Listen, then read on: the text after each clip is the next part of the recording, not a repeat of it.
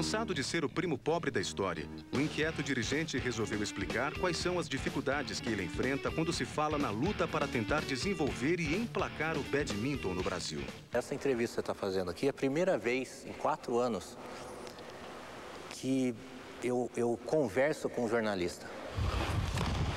É amador, é uma coisa que não é muito difícil de seguir para frente, assim. Então, muitas vezes a gente perde, nós perdemos diretores aí que você não consegue outro para colocar, porque ninguém quer. E mesmo para a gente, como a gente também não recebe nada, a gente tem que viver. Então, você também não se dedica a isso aqui.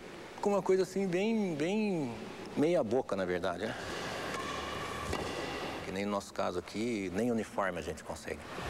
Um exemplo, o Banco do Brasil patrocina o voleibol. Com mérito, tá? Patrocina o voleibol fantástico, mas o patrocínio é 100% voleibol. Será que o Banco do Brasil não poderia patrocinar outra modalidade? Nós não temos centro olímpico de treinamento. Dá para você comparar a Guatemala com o Brasil? É impossível. E vocês são ouvidos? Muito pouco. Muito pouco.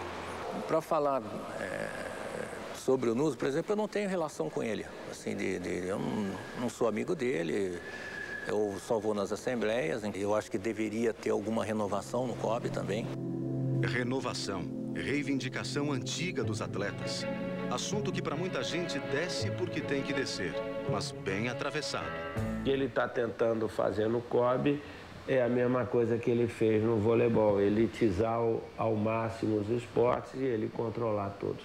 A única coisa que me preocupa é quando, por exemplo, um presidente de alto escalão diz o seguinte: olha, eu estou sendo novamente conduzido à presidência porque só eu sei mexer com as raposas internacionais. Só ele é bom? Não existe outra pessoa que possa ocupar? E tem mais um detalhe aí. O Nuso é membro do Comitê Olímpico Internacional, não como membro escolhido pelo Comitê Olímpico Internacional.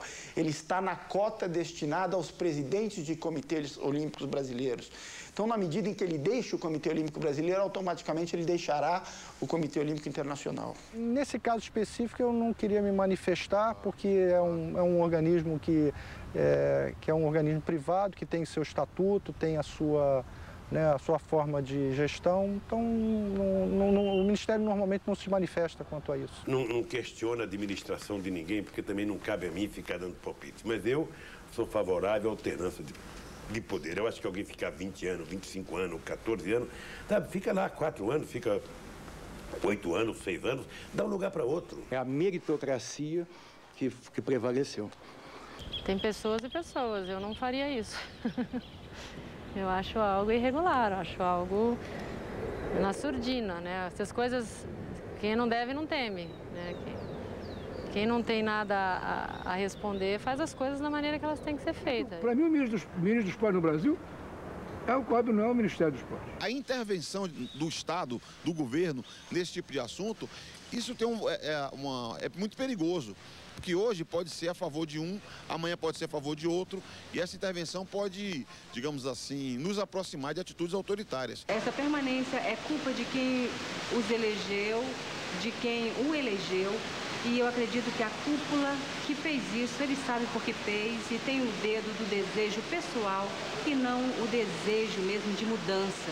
Por uma questão ética eu não devo falar, porque eu não sou membro do conselho. Eu acho que essa é uma questão que tem que ser discutida como um todo, né?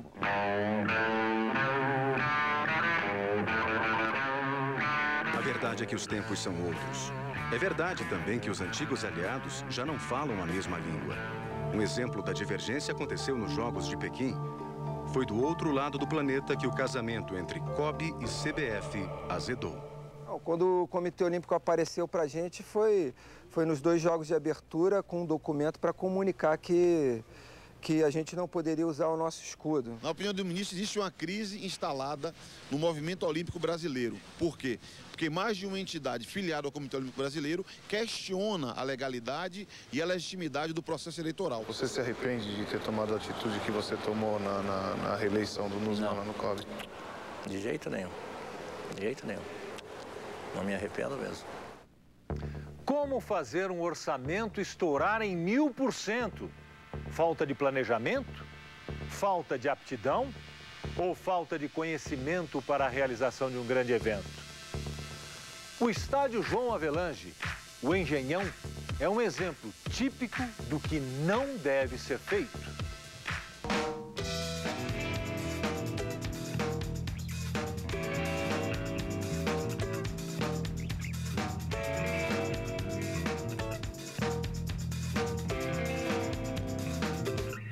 A cara da cidade maravilhosa mudou. Mas 5 anos antes de garantir o direito de sediar os Jogos Pan-Americanos no Rio de Janeiro, o projeto apresentado à ODEPA, Organização Desportiva Pan-Americana, era bem diferente do que o executado. O total do planejamento era de 224 milhões de dólares. O que acontece? Era um projeto muito mais simples. Mas até o fracasso da candidatura do Rio de Janeiro para os Jogos de 2012 levou o município do Rio e o COB a pensar em repensar decidiram repensar esse projeto. Então a opção que foi dada pelo COB era que nós mudássemos o patamar dos equipamentos de um equipamento pan-americano para um equipamento olímpico. Ou seja, se os Jogos Olímpicos fossem realizados nesses equipamentos, eles estavam prontos para isso. O processo dos Jogos Pan-Americanos se caracterizou pela opacidade, né? Quem decidiu o que, quando e como, né? Nada disso se sabia. Mas qual foi o problema aí? Novamente, faltou uma articulação entre o governo federal, o governo do estado e prefeitura. Essas coisas têm que ser feitas com o máximo de abertura, né? Para que não haja, para que o risco de haver desperdício, roubalheira, seja menor, né? A conclusão que cheguei é simples. Eles fizeram às pressas os equipamentos do PAN. O uso de dinheiro público nos municípios brasileiros é uma tragédia, né? Se joga dinheiro pela janela mesmo, não só por corrupção, mas também por ineficiência, né? Muito grande. Não se respeita essa exigência da lei de licitações. Não se faz concurso público para fazer os projetos de arquitetura, que é o projeto básico que serve de base para a licitação. E um exemplo disso é o estádio do Engenho de Dentro. Uma das coisas é que eles conseguiram projetar um engenhão, inicialmente, com 45 mil lugares, com 10 sanitários. Número de portas menor do que poderia. Não previram banheiro, não? Como se fosse acidental. Claro que não é acidental, de propósito. E já que o assunto é engenhão... Foi uma boa a prefeitura ter construído ou foi melhor para o Botafogo ter assumido? Ou para Engenho de Dentro. O bairro ganhou muito. A prefeitura tinha que ficar com isso. Fez, agora banca, porque e faz usar isso para massificar o esporte. Não foi o que aconteceu. Andando pelos arredores do estádio, que custou aproximadamente 400 milhões de reais, colhemos depoimentos bem diferentes que os do ex-prefeito e responsável pela obra. Em termos de segurança piorou, porque não tinha tanta violência como tem agora. O transporte nunca teve, não posso dizer que piorou, melhorou, porque nunca teve. Prometeram que iriam melhorar o transporte. Metrô de superfície, ônibus por cima da cidade passando aqui. Em termos de segurança, piorou muito, porque isso aqui virou rota de fuga. Aqui é assalto direto, é roubo, é furto. Já tentaram arrombar essa portinha minha aqui de ferro várias vezes. Isso aí pra mim é um elefante branco que não serve pra nada pra gente aqui. Eu acho que é um espaço que poderia ser usado, né, para os moradores utilizar isso daí, cara. A declaração do morador é retratada na imagem. Muros pichados. E as brincadeiras de criança só na calçada do Engenhão. Do outro lado da rua, mais uma prova da maquiagem que foi feita. A realidade da comunidade Trajano de Medeiros é tão próxima do estádio e tão distante da suntuosidade da obra pan-americana.